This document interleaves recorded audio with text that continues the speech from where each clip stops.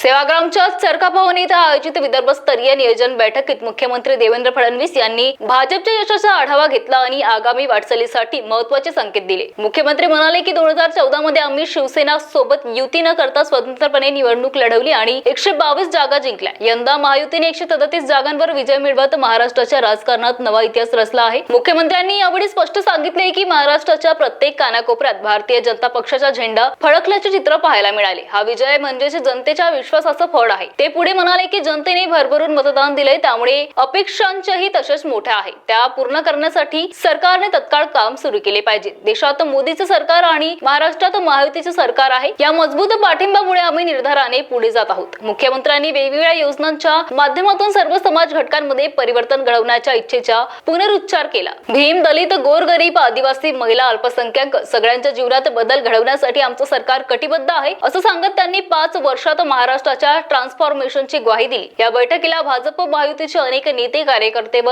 योजना अधिकारी उपस्थित होते। महाराष्ट्र टीव्ही 24 करिता संतोष देशमुख, वर्धा। जय भवानी, जय शिवाजी, जय भवानी, जय शिवाजी, जय जय जय जय शिवाजी, जय जय जय जय जय भवानी। हिंदवी स्वराज्याचे संस्थापक छत्रपती शिवरायांना मानाचा मुजरा करतो। भारतीय राज्यघटनेचे शिल्पकार, विदर्भ विभागाच्या बैठकीमध्ये मंचावर उपस्थित असलेले मंत्रिमंडळातील माझे सहकारी श्री अशोकजी उईके, श्री आकाशजी फुंडकर, श्री पंकजजी भोयर, सन्माननीय उपेंद्रजी कोठेकर, हंसराज भैया अहिर, पदाधिकारी आणि समोर बसलेले सर्व सन्माननीय पदाधिकारी, कार्यकर्ता, भगिनी आणि बंधूंनो, आज आपल्या विदर्भ विभागाची ही बैठक या ठिकाणी आपण निमंत्रित केली आणि विशेषतः संस्थांच्या संदर्भात दिवसभर एक चिंतन व्हावं, एक मंथन व्हावं आणि आपली दिशा आपण त्या निमित्ताने ठरवावी, या दृष्टीनं खऱ्या अर्थानं आपण ही बैठक आयोजित केली आहे। आणि पहिल्यांदा तर मला पुन्हा एकदा आपल्या सर्वांच्या आपलं अभिनंदनही करायचं आहे।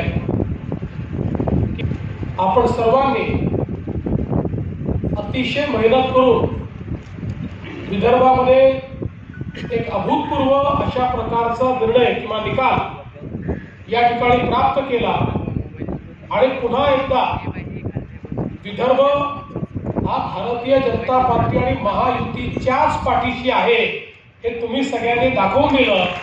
त्याबद्दल तुमच्या सर्वांचे मनापासून आभार मानतो, तुमचं अभिनंदन करतो। खरं म्हणजे